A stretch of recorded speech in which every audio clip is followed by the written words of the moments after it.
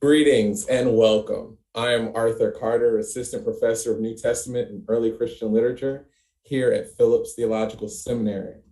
I also have the honor of serving as the Director of Black Church Traditions and African American Faith Life here.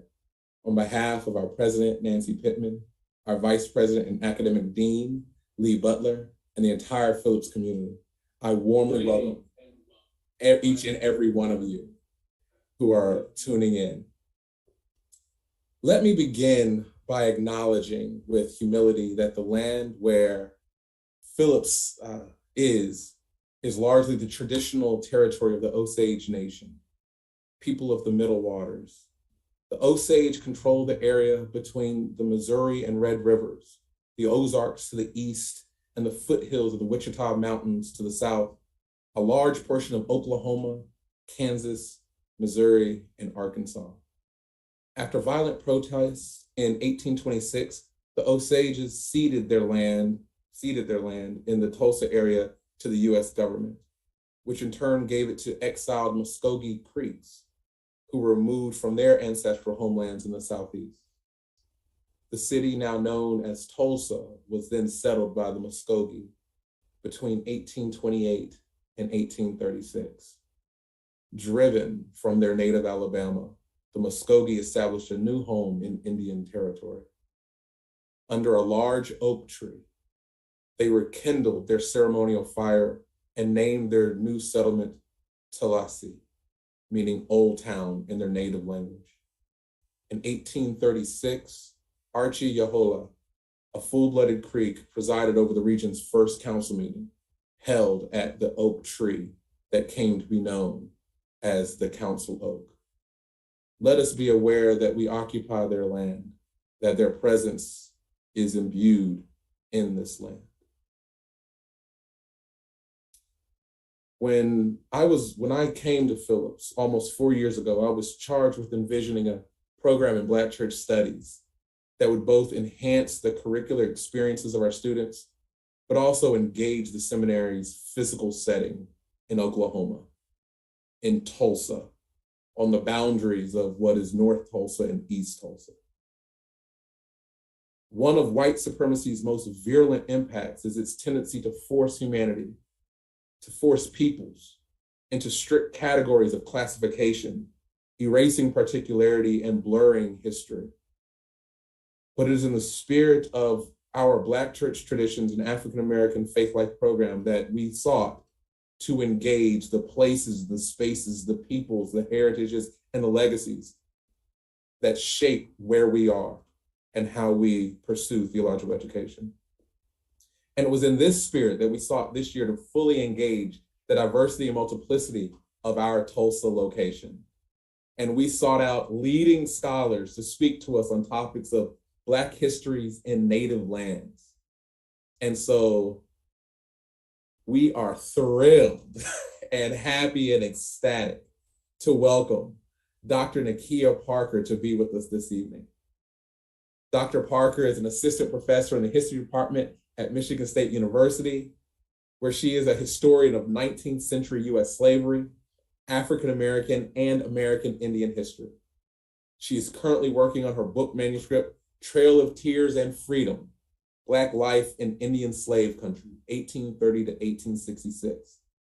This text examines the lives of enslaved and self-liberated individuals of African and Afro-Native descent in Choctaw and Chickasaw communities in 19th century Indian Territory, present-day Oklahoma.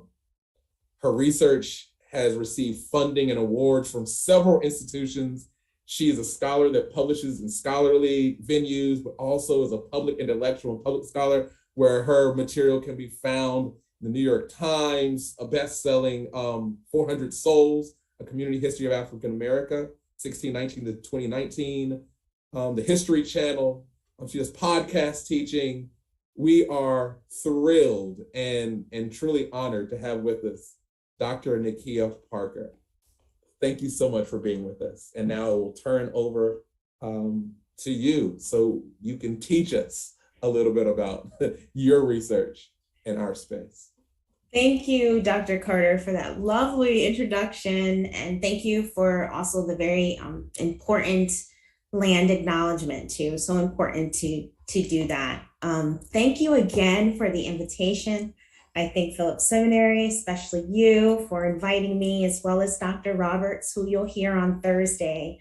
So like Dr. Carter said, I look forward to talking a bit about my research, complicated histories of Black Americans and Indigenous Americans, particularly in the matter of slavery. But I look forward to sharing this information and maybe having a little discussion afterwards as well. So with that, I will share my screen. Technology is not usually my friend, but we'll see how this works. Good. So I'll tell you a bit more about me and my project. So as Dr. Carter mentioned, broadly, I'm a scholar of US slavery, African American history, and Native American history. And in particular, my research examines the lives of enslaved and self-liberated people. Sometimes you might have heard the expression fugitives. Many historians like to use the word self-liberated now. So self-liberated people in the Choctaw and Chickasaw nations from the period of Indian removal or expulsion in the 1830s to the end of the Civil War. So in Choctaw and Chickasaw nations, that was approximately 1866. Yes, they did not sign a treaty until 1866, almost a year after the Civil War ended, Appomattox.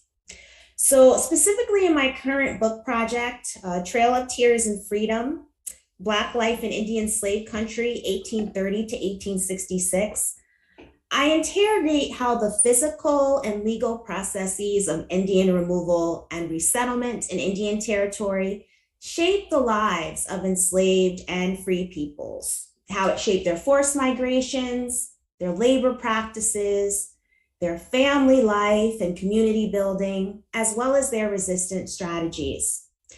And examining these processes reveals the instrumental role that slavery played in Indian removal and its execution, how the institution took particular shape and was maintained in the Choctaw and Chickasaw nations after removal, and how enslaved people lived, labored, loved, survived in native slaveholding communities. So the new homeland of the Choctaw and Chickasaw nations, as you see in this map, was bordered by slaveholding states, by Texas to the south and Arkansas to the east. It was already occupied by other native nations indigenous to the region, like the Caddo, the Wichita, the Comanche. Moreover, other expelled nations like the Delaware and the Shawnees resided in and near Indian territory. So my manuscript highlights this overlooked confluence of people, politics, and cultures, and how it shaped the lives of enslaved and freed people in the Choctaw and Chickasaw nations. So by considering that environment, that geopolitical environment, thinking about the lived experiences of enslaved people as well, I argue that this region cannot be left out of conversations when we talk about the coming of the Civil War. It's not an insular space unconnected to antebellum sectional conflicts. In my book project, I show a region at the confluence of many currents, of chattel slavery moving west, of Plains Indians looking east at new arrivals, and of enslaved people moving from north to south in the domestic slave trade. And although my book centers the experiences of enslaved and self-liberated people of Black and Black Native descent, it also examines how slavery transformed Choctaw and Chickasaw societies during and after their expulsion from states like Alabama, Mississippi. Slavery played a pivotal role in the dispossession of indigenous people from their homelands in the Deep South. Moreover, gender and class status shaped labor, shaped familial and legal relationships between slaveholding and non-slaveholding Native people. My book will be only the second full-length monograph to deal with these topics. The first was in 2013, written by a fantastic historian, Barbara Krauthammer. And so my book will be the second on the topic. And essentially, I argue that we have to have this in-depth consideration of the lived experiences of Black folks who resided in Indian Territory. And when we learn about how chattel slavery developed in this space, we're going to have a fuller understanding of events like the Civil War, of emancipation. It also gives us a better understanding of the contemporary battles waged today between descendants of freed people as well as Native nations, issues between citizenship rights and tribal sovereignty. So that's a bit about my book project. So I'll start the remainder of my presentation to get in a little deeper aspects of what I just talked about. But I'll start by recounting a memoir, bits of a memoir from Buck Colbert Franklin. So in his memoirs, Buck Colbert Franklin remembered how his grandfather came to Indian Territory. A Chickasaw family, the Burneys, enslaved him in Mississippi. And Franklin remembered when they came to this country in the 40s, so he means the 1840s, they brought my grandfather with them, a slave. However, his mother, who he called, these are his words, a most unusual colored woman, she had a different story. Brought to Indian Territory by the Colbert family, a wealthy and influential Chickasaw slaveholding family, Franklin claimed that the Colberts considered his mother kin, and as a result, he said she never knew the meaning of slavery in her early childhood days, for she was born in the home of her Indian kin. She ate, slept, played, and attended their tribal school and church, and spoke their own language. Franklin's mother instilled a love of reading in her son at an early age. He graduated from college and law school and became a prosperous lawyer in Oklahoma. Each of his 3 children graduated from college and became teachers. His son, who you see to the right, John Hope Franklin, became a prominent historian of African American history and has a reconciliation center named after him in Tulsa just a few years ago. And so Buck Colbert Franklin bragged, that's not a bad record for grandchildren of slaves. Most enslaved Black Americans and Indigenous Americans experienced multiple forced migrations in their lifetime. At the same time, the domestic slave trade transported over 1 million Black Americans from the upper to the lower South. The federal policy of Indian removal expelled thousands of American Indians from their homelands in the southeastern and midwestern parts of the United States. Generally, historical scholarship has focused on these processes as separate rather than intertwined events. I'd like to argue today that Indian removal forced Native people westward, dispossessed them of their homelands, but also simultaneously served as another form of slave migration. And I'm going to focus specifically on the Choctaw and Chickasaw nations. I will discuss the economic importance of chattel slavery to the execution of Choctaw and Chickasaw expulsions. And I will also consider how historians and scholars use sources, use archival silences, right? We don't have a lot of writings per se from enslaved people. We do have testimonies, but how historians use those sources to examine what enslaved people's lives were like in slaveholding communities, how they prepared themselves and their family for the removal trek, the physical and psychological tolls of expulsion, but also how enslaved people survived as well. So first, let me give some background on how the institution of slavery developed in these nations. That might be a new thought to some of you, right? That some Indigenous Americans actually enslaved people of African descent and participated in what we call chattel slavery, right? So chattel, movable property.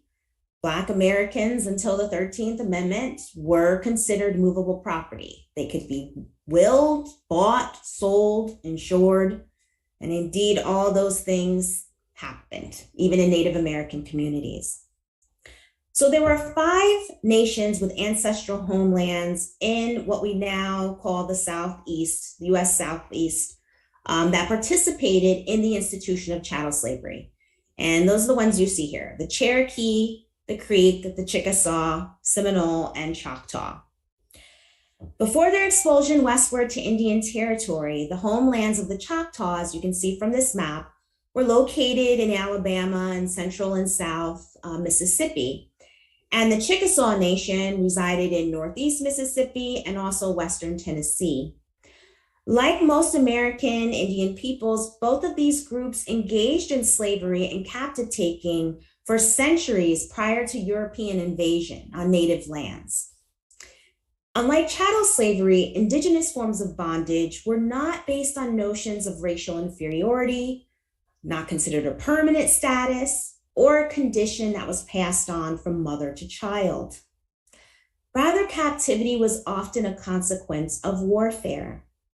The fate of an individual varied, and it could include being executed, could be adoption, it could include, or if not adopted, enslavement. In most southeastern American Indian nations, matrilineal descent and clan membership, also known as ICSA, determined an individual's status in a community.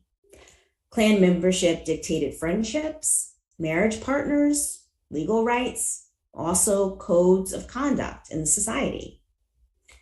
Captives, however, were not part of any clan or kinship group. As a perpetual outsider, therefore, a captive could receive no protection from the community and was not incorporated into the social fabric of a native society. Despite this alienated status, captives did not have to die in this condition. Some individuals, especially women and children, were adopted, and male captives could improve their standing through military service or special labor. But beginning in the late 16th century, indigenous captivity practices collided with another, more insidious type of unfreedom, and that was the enslavement of African people. For a time, Europeans enslaved African people and indigenous peoples together, but by the mid-1700s, it was captive Africans that became the preferred form of labor. Some indigenous people, including those among the Choctaw and Chickasaw, recognized the commodified value of Africans. Some of them chose to act as slave catchers. Some of them even received pay for capturing enslaved people who liberated themselves. Moreover, white European traders came to Indian country, married native women, and brought chattel slavery practices with them. Most of these men like John Pitchlynn and Nathaniel Folsom, who married Choctaw women, James Colbert, who married a Chickasaw woman, they enslaved people of African descent, and their children became slaveholders as well. These families served as the economic, social, and political elite in the Choctaw and Chickasaw nations. And by the late 18th century, these elite groups embraced some settler colonial practices such as chattel slavery, as well as racist ideologies about Blackness, either for their own self-interested goals or as a strategy to contend with a new formidable foe of indigenous sovereignty and land, which was the new Republic of the United States of America. And just to give you an idea of how elite and wealthy some of these slaveholders were, this is a historical house you can visit today. Dr. Taya Miles has written extensively about this house in Georgia, the Chief Van House, owned by a Cherokee who enslaved many people. Enslaved hands built this house. So again, it shows you the impact that slavery had in some native nations. By 1830, the year the Indian Removal Act was signed, the official government census taken before expulsion enumerated 512 enslaved people in the Choctaw Nation, which comprised 3% of the population. Some historians think that number could be way higher. One of the reasons is because we know federal agents always terribly undercounted the census. And then you have major slave owning families in the Choctaw Nation that we know enslaved people before they were removed to Indian Territory, they're not counted in the census. They're not counted in this particular census. So the number could be as high as over 1,000 people in the Choctaw Nation. In contrast, the 1,156 enslaved individuals in the Chickasaw Territory, east of the Mississippi River, made up 18% of the total populace before expulsion to Indian Territory. And by 1860, the number of enslaved people rose to 14% in Choctaw country and remained steady at 18% in the Chickasaw Nation. So you see from these statistics, there's almost 9,000 people enslaved in Indian Territory before the Civil War. We may not think when we look at the numbers, well, that's such few numbers compared to the 4 million that were enslaved in the United States, right? In the white slaveholding states, or we think that's it's not really a big percentage of the population. But I always like to say to my students that, well, in the white slaveholding South, only 25% of people owned slaves, right? The majority did not. And yet we still consider the white slaveholding South, right, a slave society, right? We see that a war was still waged over slavery. And so these percentages are not small, right? It's all 5 nations sided with the Confederacy in the Civil War. These percentages are not a small thing. And I'm happy to talk a little bit more about that if you have questions afterwards. In 1830, the US government entered negotiations with the first Southeastern Indian nation to forcibly remove the Choctaw. The Treaty of Dancing Rabbit Creek, ratified by Congress in 1831, ceded what remained of Choctaw lands east of the Mississippi for a much smaller area in Southeastern Indian Territory. Government officials gave instructions to the Indian agents who coordinated removal plans to accommodate Choctaw demands as much as possible concerning the logistics of travel. The government did not issue these directives out of any sense of benevolence. Rather, Andrew Jackson and other politicians who supported expulsion believed this demonstration of federal power would encourage other indigenous nations to remove quickly. In spite of these efforts, a number of factors associated with arranging the first large-scale expulsion of Native people limited the effectiveness of Choctaw removal. Disorganized local government agents, outbreaks of disease like cholera and smallpox, numerous cases of fraud perpetrated by government officials, and private citizens who profited from removal by signing lucrative supply contracts with federal officials, only to overcharge Choctaw individuals for supplies during the trek. This all served to complicate the already tragic nature of Choctaw expulsion. Chickasaw removal, however, proceeded a bit differently. Chickasaw political leaders did not agree to a treaty until they found suitable land in the West. Using public land sales, they paid for the cost of their own removal and for 1 year of subsistence after arrival in Indian Territory. Chickasaw politicians negotiated a provision in the Treaty of Pontotoc that allowed widows and orphans over the age of 17 to receive land allotments. They also demanded that Chickasaw women be recognized as heads of household and rejected the patriarchal views of family structure that the American government tried to impose on them. A group of Chickasaw leaders wrote to Andrew Jackson to protest their displeasure over the original treaty's admission of Chickasaw women. And I love what they say to him. They really give him a lesson in Native concepts of gender. So they say this: "It is an ancient and universal law among the Chickasaws that the wife has a separate estate in all her property, whether derived to her from her relatives or acquired by her, with full liberty to dispose of it in any manner she may please," right? So take that, Jackson, right?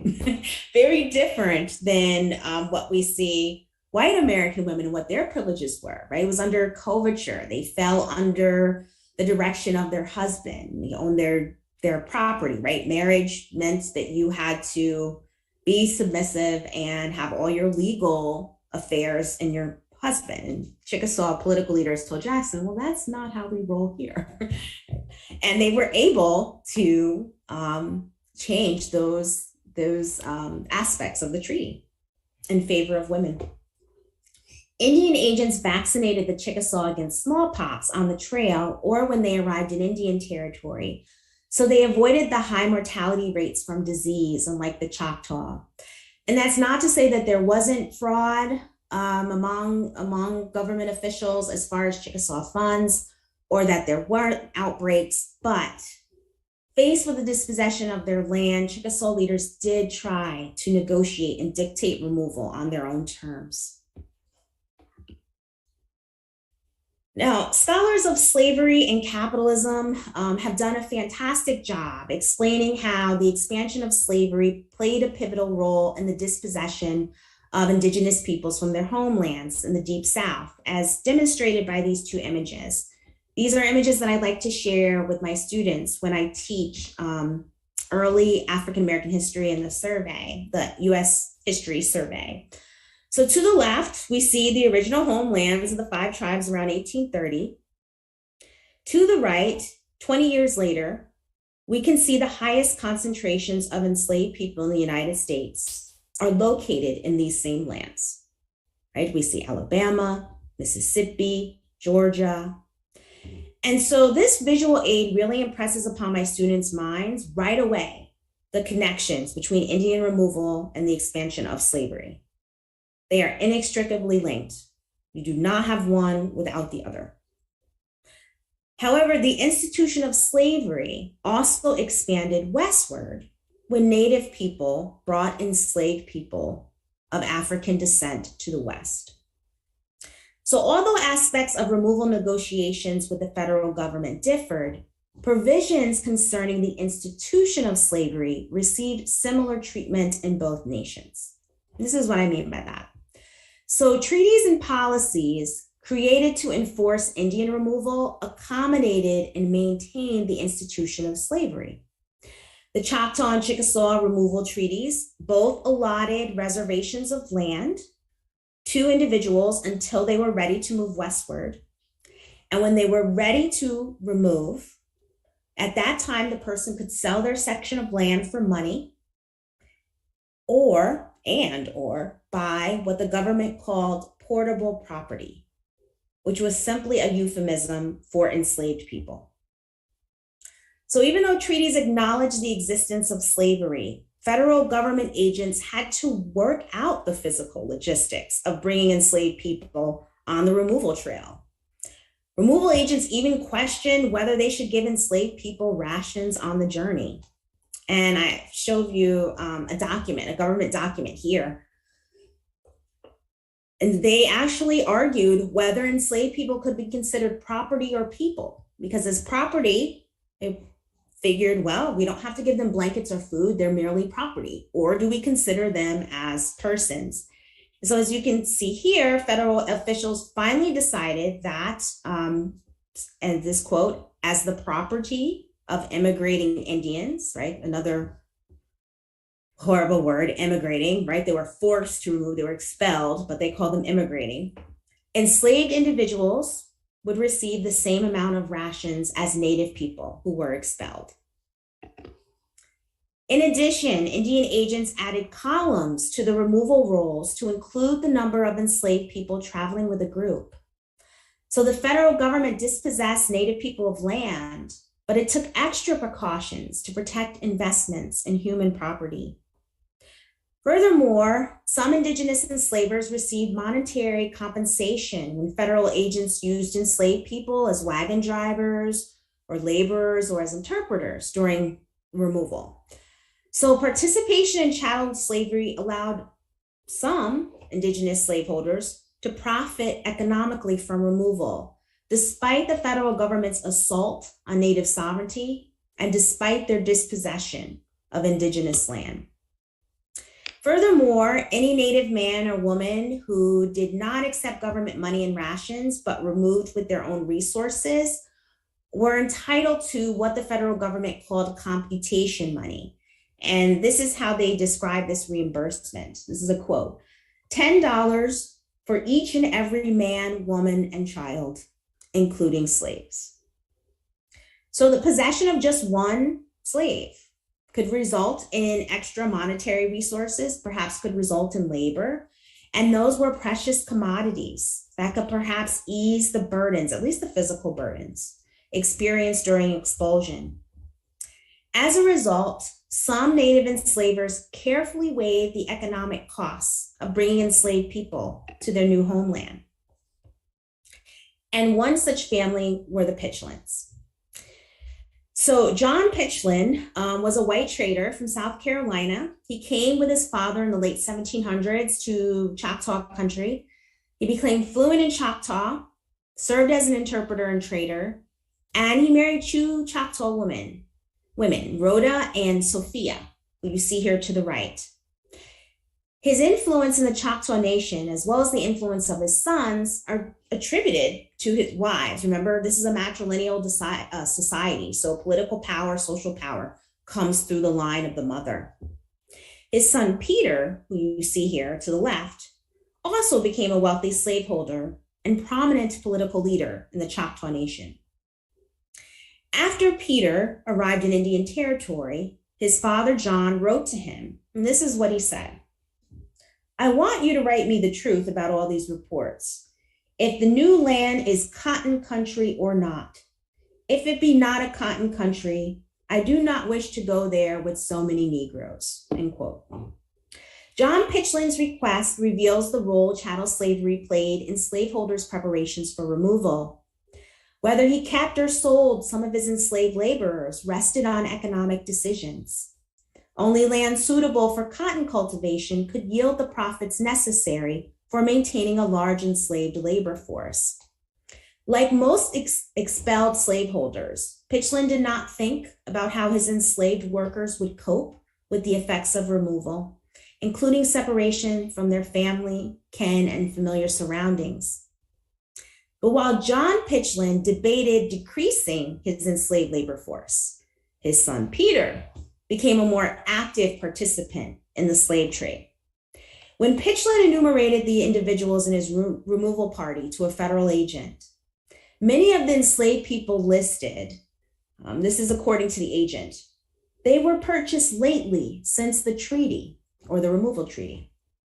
Between 1831, when the federal government conducted an official census of the Choctaw Nation, and October 1832, when Peter Pitchlin finally removed to Indian Territory, he expanded his enslaved workforce from 10 to 45 individuals, an increase of 350%. How did he achieve this? So under the Choctaw Removal Treaty, Peter Pitchlin received two sections of land. Remember, I mentioned that each person was allotted a certain section of land before they were expelled. So he received 2 square miles of land, or a total of 1,280 acres. When he sold this property in April 1832, he used some of the proceeds to buy enslaved people, including 5 enslaved girls between the ages of 11 to 13, ranging in price from $275 to $450. The adolescent years, the prime fiscal and reproductive years of an enslaved woman's life, were the most important in terms of commodification. A fertile enslaved woman bought as an adolescent potentially offered Pitchlin years of productive and reproductive labor. So meaning enslaved women could work in the fields, but since slavery followed the condition of the mother, they could also provide a perpetual workforce for the enslaver. By 1860, Peter Pitchlin possessed 81 slaves, likely through a combination of natural increase and the domestic slave trade. Many scholars in the past have pointed to Pitchlin's participation in the slave trade and his accumulation of enslaved people as evidence that chattel slavery heightened Choctaw participation in the market economy, and I agree with that. However, I also argue when these aspects are examined through the lens of gender, it demonstrates how some Native enslavers profited from expulsion by selling their land reserves in Mississippi or in their ancestral homelands, and then thinking strategically about enslaved women's valuation and reproductive capacities. Enslaved people recalled stories of family members bought solely so they could be removed to Indian territory. Here is an example. This is from the Indian Pioneer Papers. They're online. They're a part of the University of Oklahoma Western History collections. I highly recommend them. They, along with the WPA slave narratives in the Library of Congress that are also online, really tell a lot about life in Indian territory, but also life of enslaved people as well. The Indian Pioneer Papers also cover white and native folks who lived in Oklahoma as well as enslaved people too. But these two resources are really excellent for doing your own research. So the LaFleur family enslaved the mother and grandmother of Choctaw freedwoman Susan Colbert. They decided to sell Colbert's relatives and several more of their enslaved workers to Bob Shields. And as you notice here, it calls him one of the immigrating Choctaws for lands which he owned in Mississippi. It's likely that Greenwood LaFleur, a prominent Choctaw leader and slaveholder, sold Colbert's family to Shields. LaFleur decided to stay in Mississippi and become a US citizen. This is a picture of him to the left. He eventually acquired over 15,000 acres of land and enslaved 400 people. To the right is a picture of his home, I think aptly called Madame Maison. Anybody who takes French knows it means bad house, so I think it's aptly called. Since Shield decided to remove, it made sense financially for him to sell property he could not take, his land, for movable human property, enslaved people. Okay. He could take them with him to Indian territory.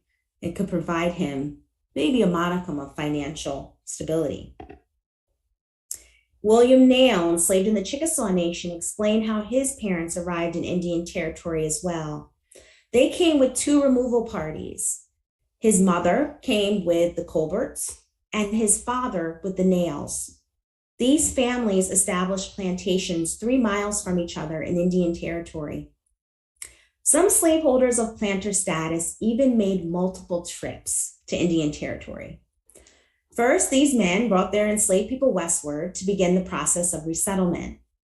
The enslaved arrived in Indian territory, they rebuilt homes, they cultivated the land, and as they labored, their slaveholders returned to their lands east of the Mississippi to bring family members to their new homes in Indian territory.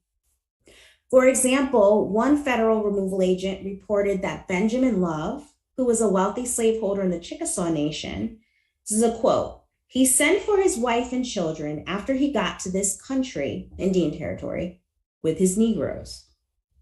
The economic and social capital enjoyed by wealthier native slaveholders enabled them to choose the best agricultural lands in Indian territory and to remove their enslaved people to a new homeland, to begin the resettlement process even before they brought their own family members, right? And we can also see the social divisions, right? Someone that just had 1 or 2 slaves or no slaves, they couldn't do something like that.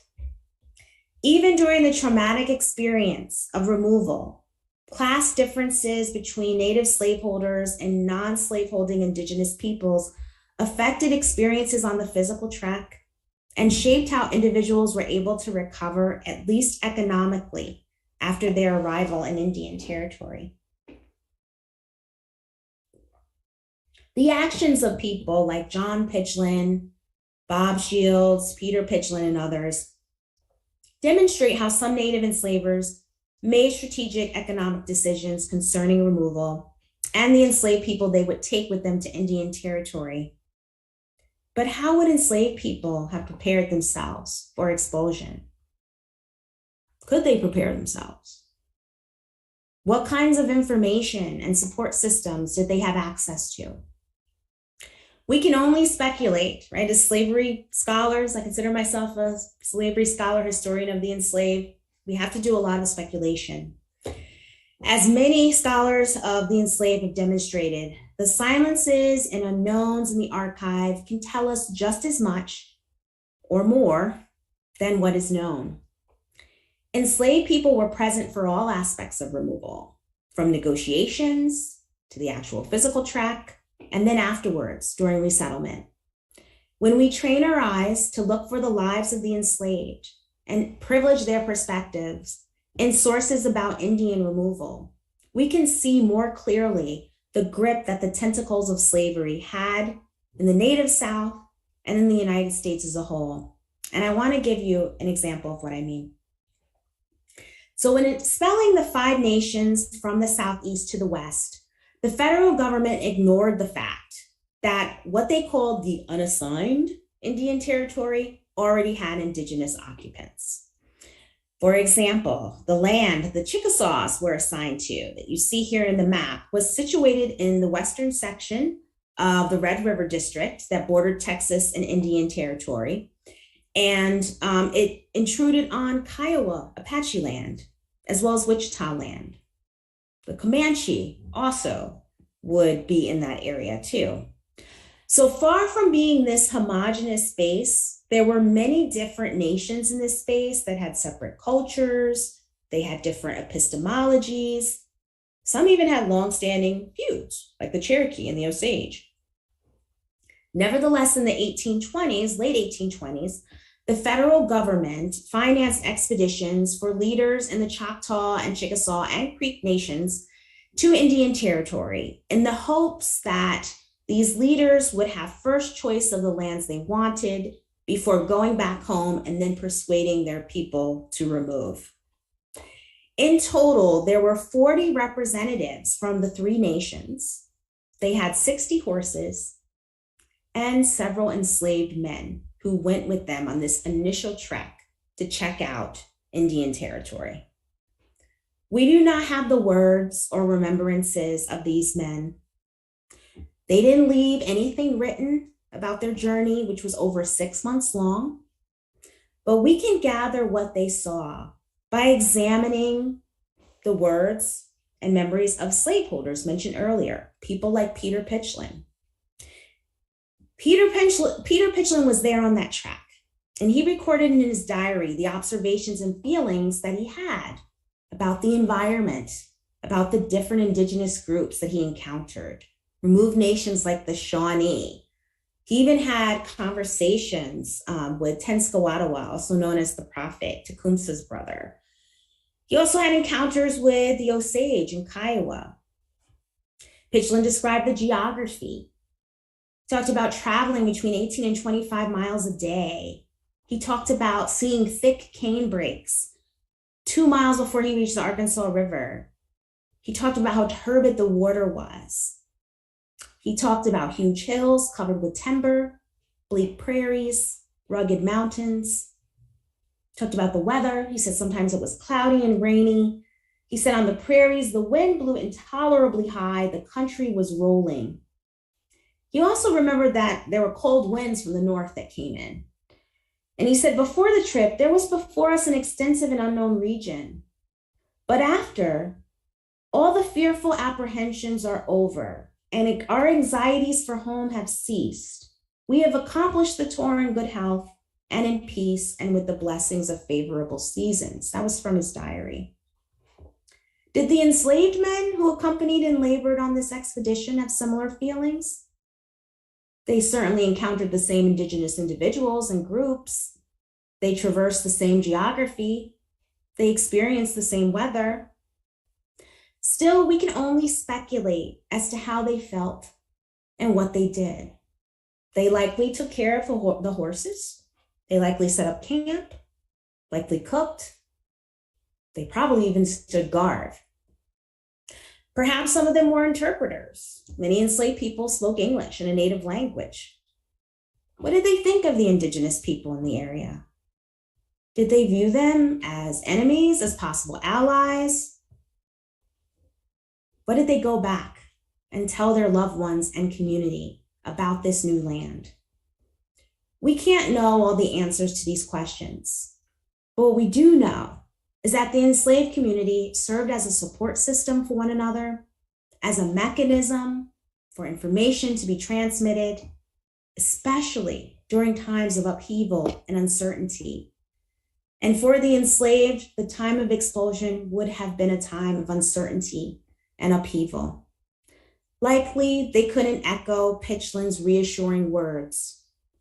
They likely had apprehension and anxieties about expulsion. But perhaps these men went back home, back east, told others what they saw, what they heard, what they experienced. And this information could have provided expectations of what this new homeland would be like. And remember in the beginning, I mentioned about Indian removal for enslaved people being another form of slave migration. And I would argue that as we think about things like the transatlantic slave trade, captive Africans being pushed across, right, kidnapped, sent across the ocean, and they are forced to learn new languages. They have to recover, right, from their trek at a time period that historians call seasoning. So they get their strength. Now, their enslaved people teach them how to labor in this new land. They learn to cook new foods, what their enslavers expect. Perhaps for enslaved people who went to Indian Territory, it was the same. They had to adjust to a new land. They had to adjust to new groups, like indigenous folks that perhaps were raiding, right? We know the Comanche and others for a fact raided Choctaw and Chickasaw plantations and sometimes took enslaved people and sold them at trading posts, right? Exchanged them. So what I want to do here is just expand our idea of how we think about the African diaspora and Black migration to include what enslaved people might have went through in Indian Territory. And so now I want to talk about just a little bit what resettlement looks like, right? What would labor have looked like? As in white slaveholding families, right? Native Americans also, like white slaveholding communities, grew crops like cotton, wheat. They even mined salt in Indian Territory. Some owned livestock, owned ferries and steamboats, and enslaved people participated in all these kinds of labor. They worked the land, they worked on steamboats, they even worked in mission schools. So missionaries also went to Indian Territory, particularly Presbyterian, Methodist, and Baptist, went to Indian Territory and set up mission schools and churches there. And enslaved people worked in that in mission schools too. In fact, many of them would serve as interpreters during church services. Enslaved people also learned to make different different Native American foods. They would mix Christianity with African and Indian practices as well. Another example, mentioned the Chief Van Plantation in Georgia. John Ross, a Cherokee leader in Indian Territory, also had a plantation known as Rose Cottage. This was taken right before the Civil War. In addition, enslaved people also had to carry out resistance, right? Their mobility and their lives were circumscribed in every way. And I just wanted to give you just a brief overview of some of these slave codes in Indian Territory, which often mimic what we saw in the Deep South. Enslaved people not being able to own property, not being able to marry or have relationships with native people. They couldn't read or write. Sometimes they even couldn't be together in an open place, right, without the enslaver giving permission. And just like in the South, they also had to carry passes to even have any kind of mobility. Any enslaved person not carrying a pass could be stopped by any white or native person in Indian Territory and be physically punished for it. So again, we're seeing here in some instances, slavery in Indian Territory really looked a lot like what we see in the Deep South. But whether they made the trek to Indian Territory under the watch of a military officer, whether Native people came with their own resources, both Native and Black people, enslaved and free, did not escape the physical and psychological consequences of expulsion. For example, in November 1832, Jefferson Van Horn led a removal party of 40 Choctaws and several enslaved people from Mississippi. And he talked about cold, damp weather, muddy, impassable roads, as well as outbreaks of cholera and dysentery from contaminated food and water. Sarah Harlan, a Choctaw woman you see here, also a slaveholder, recalled her difficult journey too, with her family and slaves to the West in the 1840s. She recalled spoiled meat, constant bouts of sickness. She also remembered the grief when a 5-year-old enslaved boy died during their journey to the West. While playing with other enslaved children on one of the wagons, he slipped and fell. The wheels ran over the enslaved youth and crushed his chest. Harlan went to the closest town so he could receive medical attention, but the doctor could do nothing to save the boy, and he died that evening. Several decades after this tragedy occurred, Harlan remembered that the enslaved people traveling with her sang no more for many days. Those are her words. So to conclude, this shared migratory trauma is poignantly highlighted by the lyrics of a song composed during the era of Choctaw Removal. According to Choctaw oral tradition, while leaving Mississippi, some Choctaw people sang, and I'll translate this in English, I saw a trail to the big river, and then I cried, while watching the removal parties leave. The Choctaws referred to their new homeland in the West as the land of death.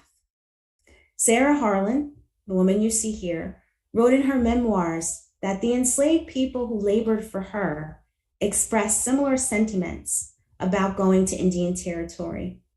She wrote, "They were very much opposed to moving. They did not want to go west. They thought they would go to their death." Thank you, and I look forward to any questions or discussion. Thank you.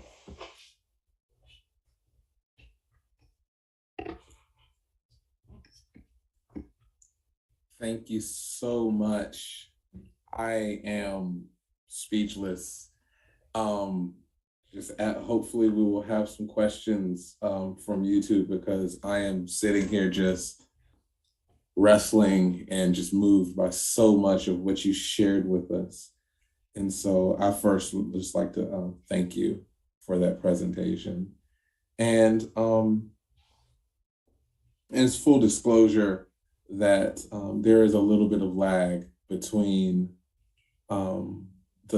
our live feed and what and our viewers online. And so I will definitely take the first question. I'm just what you ended with in terms of the 5-year-old boy that died, and this notion that Sarah Harlan said that the enslaved sang no more. I'm just curious, is there anything else that in the records, because frequently when we're thinking about plantation life for the enslaved in the traditional Southeast, right, in the Deep South, we're thinking about coded songs, coded language. We're thinking about both the minstrel aspect, but then also, sing me a song. But at the same time, that the songs and the music played a particular role in the life of the enslaved. Do you see anything about music, or so it's just the way that they sang no more for many days. That just absolutely hit me. Do you actually hear or see anyone talk about, refer to, when studying these areas, notions of music or song or worship? I'm just curious. Yeah, that's so interesting that you say that. So I just had a lecture with my students last week about slavery and music and the roots of Black music and started in slavery. And so I talked a lot about spirituals, right? And yes, they did have coded aspects of that. So they would sing that in the fields or sing songs while they were traveling. But also work songs, spirituals, right? Anytime that you're doing something that's tedious, right? Or that requires you to keep moving. Music always helps to make it better, right? And so enslaved people were no different, right? Despite enslavement, they created this really vibrant music culture that sustained them. We see a lot in WPA slave narratives of they would have secret church services in the woods. They called them brush meetings. And they would usually have these at night, and there would be singing involved.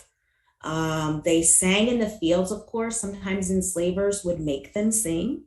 But that's when they would come up with songs like Steal Away or Wade in the Water, right? That had all these different coded meanings. So yeah, I really try to highlight when I teach that as brutal as the institution of slavery was, Black folks found a way to survive, right? To not only to build families, but also to create music that still affects music today, right? The banjo is from Africa. It's an African instrument, right? We see that in country music and pop music and, drums, right? Just all of these African influences and Black American influences that started in slavery that still shape how we listen to music.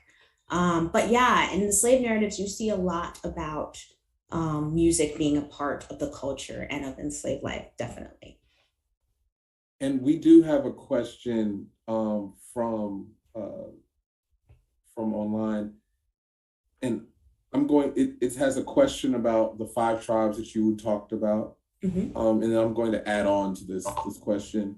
Okay. Could you talk to us both about the terminology 5 civilized tribes mm-hmm. versus the 5 tribes, and just walk us through some of the language about, are these the same tribes that you're referring to, and is there a politics to this terminology, and mm-hmm. what does any of that have to do with slavery, or just anything that you could do to help clarify some of this terminology that we hear?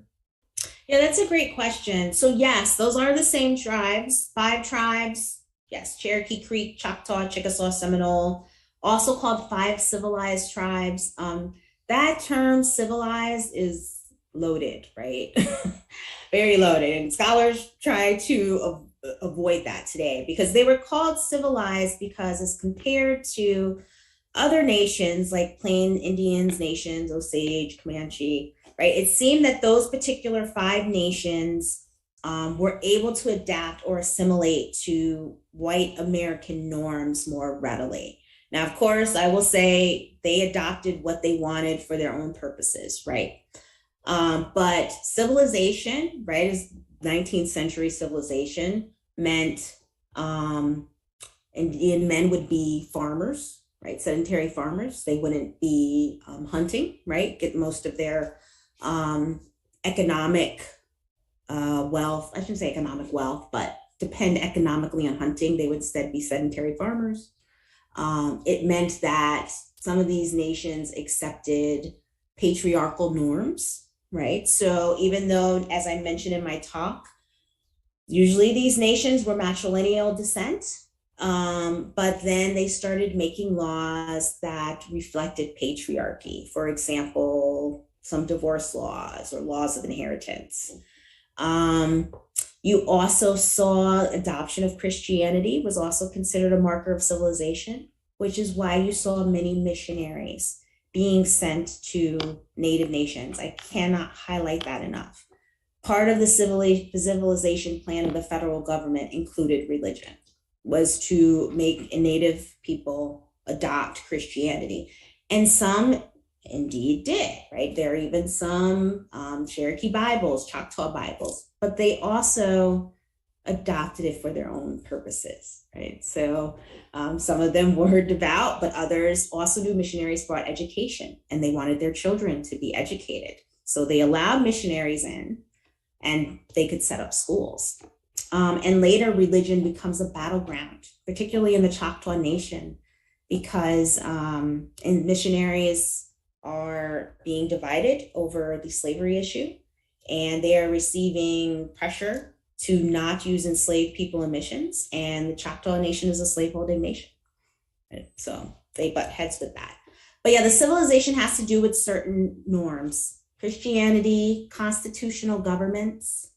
So the Cherokee, Choctaw, and Chickasaw all adopt governments very similar to the United States, meaning they have a executive, legislative, and judicial branches. They have even court systems, local and at a district level. They have written constitutions as well. So all these nations adapt some or all of these type of policies. But the word civilized is, yeah, it definitely is. There's a politics to that. It's good to say just the 5 nations or 5 tribes today. Thank you for that question. Could you say a little bit about individuals of African ancestry, of African descent, that were not enslaved, but were, prior to the Civil War? Mm-hmm. What do we know anything about how Black Native identity? Do we see many, Black natives within the community also owning slaves? Do we hear? What is that like? I'm just curious. Yeah, I don't know of any I have not seen it in my work at least, of any Black Native people owning enslaved people. What we see when you see free people or people of Black Native descent, they're usually the product of an enslaved woman and a Native slaveholder. They are the children of enslaved women and Native slaveholders. Overwhelmingly, that's what I've seen. And sometimes they are, okay, so I should back up. So both the Choctaw and the Chickasaw nations eventually craft laws that state that if you are unconnected with Choctaw and Chickasaw blood and you are not enslaved, you can't stay here, right? So if you are just a person of African descent, you have no Choctaw or Chickasaw kin, you cannot be here. So that implies, right, that there are people that have Black and Choctaw kin, right, that can stay. Later on, that changes. Like, so for example, when the Chickasaw formed their own constitution, break off from the Choctaw in 1855, their constitution states it doesn't matter if you have Black Native descent, if you're of Black Native descent. If you are a Black person and you are free, you cannot stay here. You have 6 months to get out. And if you do not, you will be re-enslaved for life, right? So in some cases, that law is even stricter than what you see in places like Mississippi or Alabama. So it's, in other words, to say it's fluid, right? So you have earlier on where there is an acknowledgement that there will be Black people who have Native descent, who have kinship ties, and they will have belonging, right? We even have examples. I wrote about a court case that was of a Chickasaw slaveholder who actually protected his children that he had with an enslaved woman. He freed them, and the case went all the way to the Texas Supreme Court because they were re-enslaved, and he protected them and had his grandson protect them. So you do have examples like that, but I feel like those are few and far between, to be honest. I would love for it to be different. Right? I would love for it to be a story of cooperation. In some cases there is, right? And people form relationships and community, but yeah, what I've been seeing looks a bit different. And these are the testimonies from the people themselves, from Black Native people themselves. Yeah. And we are, I believe Dr. Roberts on Thursday is really going to be talking about some of the period after the Civil War. Mm-hmm. And so we're also excited about that, but that's why I'm trying to get some of the questions in your the time period that you really focus on. So could you just mention notions of slave revolts in Indian Territory, in kind of west of Mississippi, in Black Native enslaved Africans in native lands. Just, I've read some things here and there, but just for our audience, were there slave revolts? Were there runaways? What is there anything that we know about forms of protest, resistance, and self-liberation? Yeah. So before I answer that, I just want to go back to that question again briefly, because I don't want to give the impression that there weren't Black and Native people who didn't form families. Like, there were, right? It was not just between slaveholders and enslaved women, right? But a lot of them were, which we can see in the testimonies in the 1880s and 1890s. But there were some people, you will see it in the WPA slave narratives, who will say, my father was Choctaw, my mother was an enslaved woman, and this Choctaw or Chickasaw person or Creek would not be a slaveholder, right? I think we tend to latch on to those stories, right? Because they make us feel good, and we want to hear that, right? But overwhelmingly, when you look at the testimonies of the 1880s and 1890s, the people who are speaking out about this are indeed the descendants of slaveholders and enslaved women. Yeah, and this is in government documents. So I wanted to make that clear. Everybody was a slaveholder. So going back to your question about what? Oh my goodness! Now I'm forgetting what you said. Resistance. One case that we know of, the largest resistance, was what we call the Cherokee Revolt. And a couple of scholars have really written about this quite well, Celia Naylor and Daniel Littlefield. And so this was in 1842, and there was a group of people enslaved by Cherokee and Creek slaveholders who decided to run away, to liberate themselves. Agents said they were trying to get to Mexico. Mexico was so far off. I don't know. But that's what agents claimed, right? Mexico, of course, had abolished slavery at that point. So they were trying to get there. And what's interesting about that story is, as they are traveling, they encounter a group of enslaved people who were enslaved by Choctaw. And they had been captured, they had ran away and been recaptured by a white slave catcher and a Delaware Indian slave catcher. The Cherokee and Creek slaves kill the white slave catcher and the Delaware slave catcher. And now these group of slaves from the Choctaw, Cherokee, and Creek nations all band together and try to escape, right? Try possibly to get to Mexico. Maybe they're trying to get to an inaccessible place, but they're eventually captured. The Choctaw slaves are sent back to their Choctaw enslaver. I believe some of them are even executed. And that is the biggest example that we have. But we also have testimonies in the WPA slave narratives of smaller revolts, right? Of enslaved people violently pushing back against their enslavers, like a group of 2 or 3 of them. We have an example where an enslaver was killed, murdered by his enslaved man, and he claimed that an enslaved woman put him up to it. And she is actually burned as punishment by the person's widow. And the reason that we know about it is because it becomes a big issue, because she's a part of the Presbyterian Church. Yeah, she's a parishioner. And so there is this outrage about this event happening, this incident happening, and should she be punished? Should she be excommunicated? And so in Presbyterian records, we can see the missionaries really wrestling over the fact that, yes, this is a horrible punishment, but these people were involved in murdering her husband. And yeah, so there was resistance in that way. But I also like to say too that enslaved people resisted in myriad ways. Like, we normally think of it as just violent pushback, or not violent pushback, but physical resistance.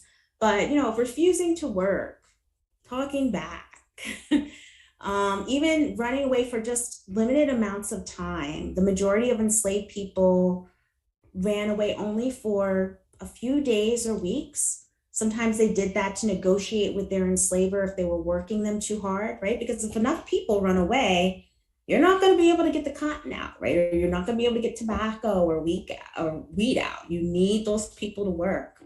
Sometimes enslaved women liberated for a few days after they had their child so that they could bond with the child for a few days. Because most of the time enslaved women had to go out right a few hours or days after they gave birth. They had to go back to work. And so some would run away during that time. Midwives would help them, and they would bond with their child for a couple of days and then come back to the plantation.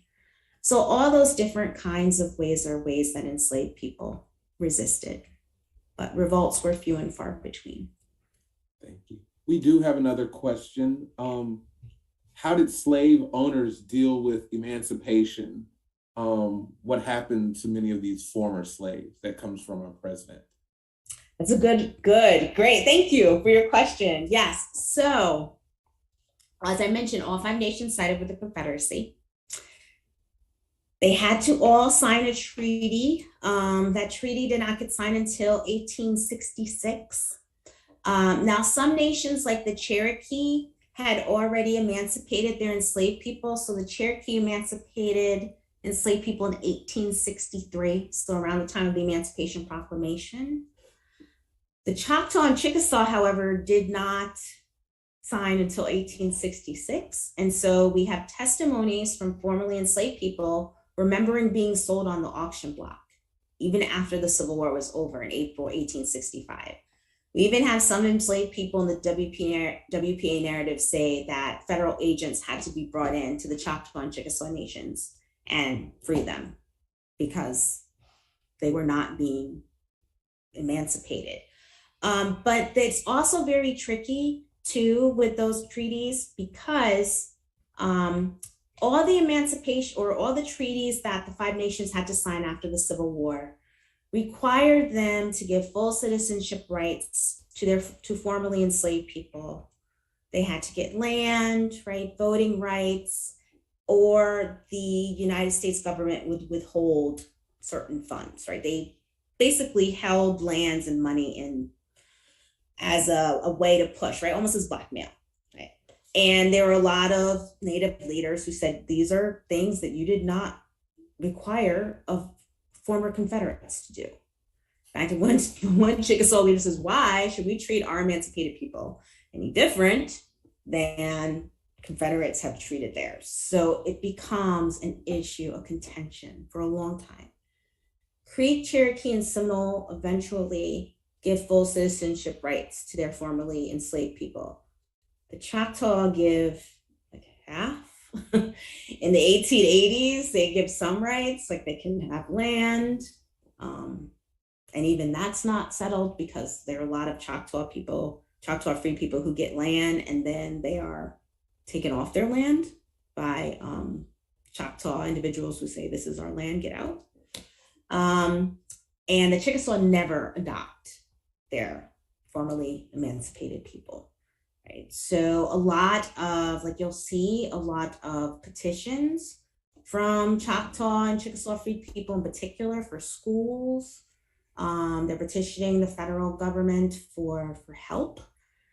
And yeah, it's very complicated. It's a complicated issue because it involves tribal sovereignty, citizenship rights. And many Choctaw people, free people and Chickasaw people, they want to stay, right? They're like, this is the land that we were raised in. I compare it to colonization, right? When early in the 1820s, where the colonization movement came to be. And they said, you should go to Africa. We'll send you to Africa. You can't stay here, right? And Black people are saying, no, we were born here. We labored here. We helped build this. We're not going anywhere, right? And so when I look at Indian territory, I'm like, there's a continuation of Black freedom strategies and Black consciousness. They say the same thing, right? We're not going anywhere. We built this land. In fact, there's a memorial. It's called Memorial of the Chickasaw Freedmen, and they say this is our land. We were born and bred here, and we worked here for years without any pay. We deserve to stay. Right? But the same time, you have issues of tribal sovereignty. So yeah, it's complicated. And I'm not gonna ask you this question, but it's in my mind. This notion, because I always wrestle with these notions of like Juneteenth. Back up. Emancipation Proclamation, Juneteenth, ratification of the 13th Amendment. You know, these various acts, movements, proclamations, legal machinations that in 2022 we so often use them to kind of like signal it's over, or you know, the totality of the system, when we're really thinking about the particularity of the geopolitics of where we live, right? That Emancipation Proclamation said, you're free if I have no control over you, right? Yeah. And then we're thinking about, you know, Juneteenth again, you know, you're free if, you know, you weren't with us, right? Or you lost early. And then we're thinking about the 13th Amendment, right? And then now that you're raising our consciousness about this notion of the treaties that were signed, not even December 1865, we're looking at 1866. You, in my head, you have me thinking more and more about these different dates, these different moments, these different periods in history that we mark to celebrate as we're moving to have Juneteenth. What are we symbolizing, you know, and what are we not signifying in terms of these various aspects of our historical commemoration and celebration. So no, I really appreciate that you troubling it. Going to keep me up at night. It is troubling, you know. It is, you know. I mentioned, I think it was in the video. Some people watched the video, I think. That you know, the reason that I came to this topic was I was an undergraduate history major. I was taking class on the Civil War, and I was looking for a topic for a final research paper. And I said, you know, I think I'm going to write about American Indian participation in the Civil War. I don't know anything. And I just thought for sure I would not find anybody serving in the Confederacy. I'm like, of course, they were Union soldiers. They were probably abolitionists. And I did find that, right? There were thousands of Native Americans who served in the Union Army, right? Or who were anti-slavery. But imagine my shock when I found out that there were actually nations who sided with the Confederacy, participated in chattel slavery. Yeah, and it rattled me. You know, like, because you just think of, okay, oppressed people banding together, and it's not like that, right? And it is complicated because this is occupied land, right? We are on indigenous land, right? The Native people were faced with dispossession and both like aspects of white supremacy and settler colonialism, right? That Black people and Native people are facing. But, you know, it's enslaved people, like you have slavery at the same time. And that triangulation, right? It's yes. Like, you know, to think that they needed to say that the government that had forced removal, broken treaties, dispossessed them of their lands was also the government that one would think that they need to ally with to abolish slavery. So I mean, like that type of the way that white supremacy triangulates groups and just the messiness of it all. Yeah.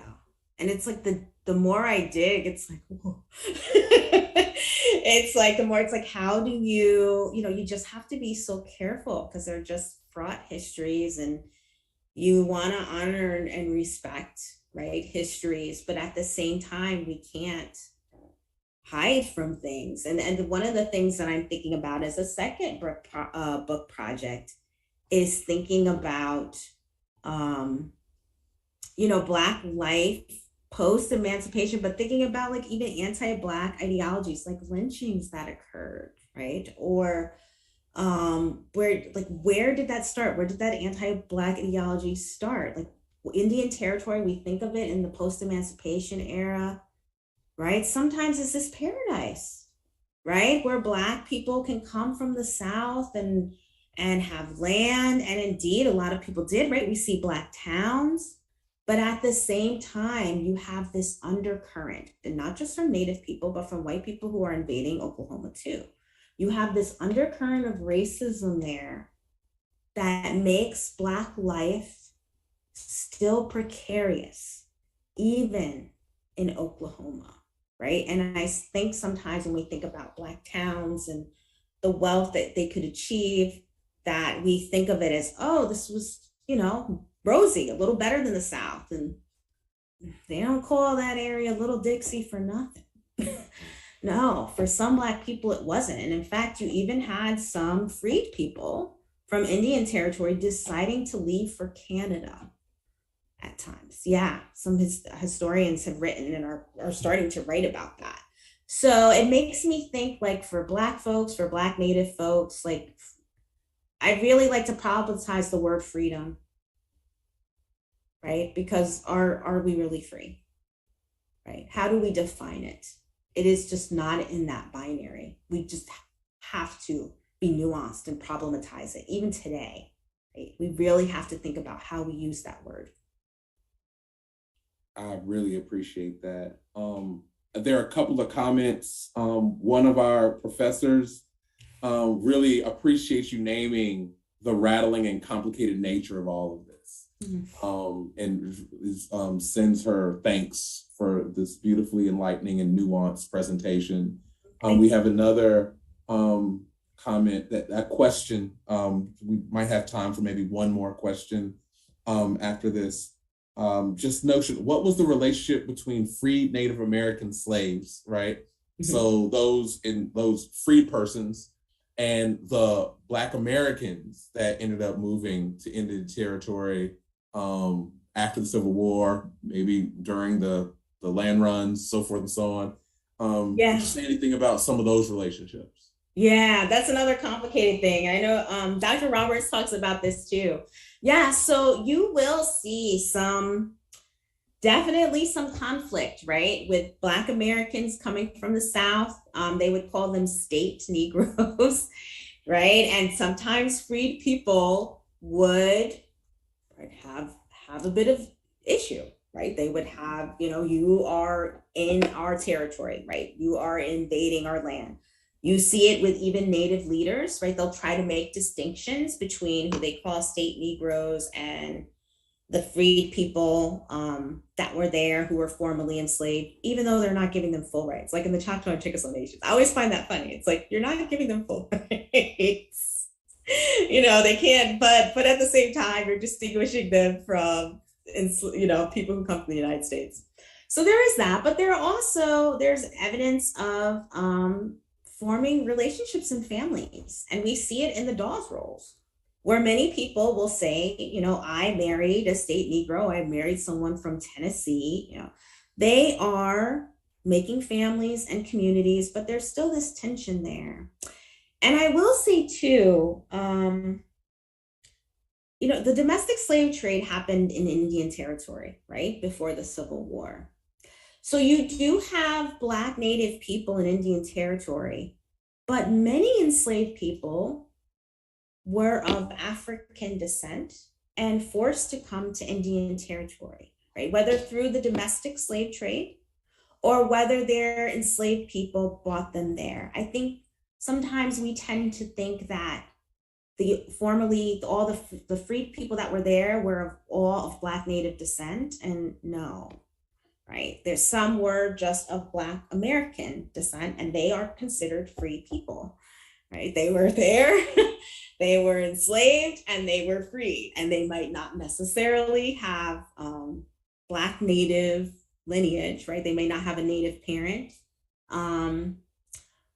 Or even though we say, we like to say they adopted certain customs of Native people, perhaps, right? Customs, they may have spoke some languages, learned to make the food. But I go back to my point too, that sometimes enslaved people had to learn things to survive, right? And to please their enslavers. So I'm also kind of problematizing that, like how much connection did people have, right? Sometimes they have to learn the language. They probably had to learn to cook tomfoola. That's what their enslaver liked, right? They had to learn these foods. Is that an example of connection, or is that an example of enslaved people doing what they have to do to survive, right?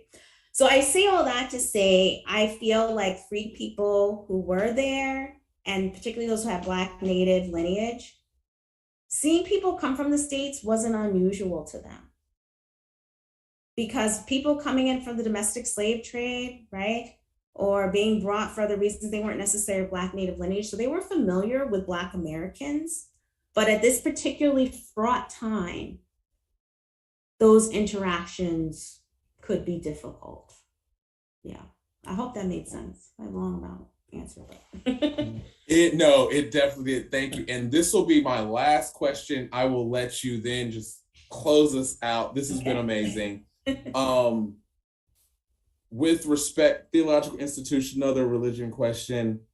You talked about, put it this way, do we know whether or not there were restrictions on enslaved Africans within this region from participating in the Presbyterian Church? You talked about the Baptists. You said they were used and hired to work in like some of the missions. Were they capable or able, do we know, are you familiar with any, to become full members of the church, like being baptized, you know, and like church members or even clergy? Do we know anything about? Mm-hmm. Yeah, that's a great question. Yes, they were allowed to. Absolutely. Before and after removal, you can check church records and see that they were allowed to be full baptized members. That's in Mississippi and post removal in Indian Territory. Some people labored and were able to work for their freedom. The missionaries actually would pay them, and they were able to pay to be manumitted or to be legally free. But where the problems come in is when you have these laws by Choctaw, Chickasaw, even Cherokee that say you cannot have free people in our nation. And in particular, the Choctaw resent free people like coming in from different states. Yeah, and I kind of talked about that before. And then if you work off your, you know, the missionary allows you to work off your enslavement, you're free. Some native enslavers had problems with that too. So like, we can't let these people be here. So, but as far as religion, church, yes, they were allowed to be full members. Some of them were allowed to preach because some of them knew native languages. They interpreted church services between native people, right, and the preacher, the missionary. You would even have, sometimes they worship together. Yeah, it wasn't as segregated as in other parts of the United States, but it does eventually become an issue that is really contested in Indian Territory. I've got about 50 other questions. We're going to table that. We'll just have to get you here again. Sounds great. I hope to get to Oklahoma in the summer. I need to do more research for my book. We look forward to, please reach out. We look forward to being able to commune with you in flesh and in spirit. Dr. Nakia Parker, thank you. You're welcome. Thank you. And everyone that is online, we really appreciate you spending this time with us. Please join us again on Thursday as Dr. Elena Roberts will give the second part of this special lecture series. Good night, all. Take care. Good night.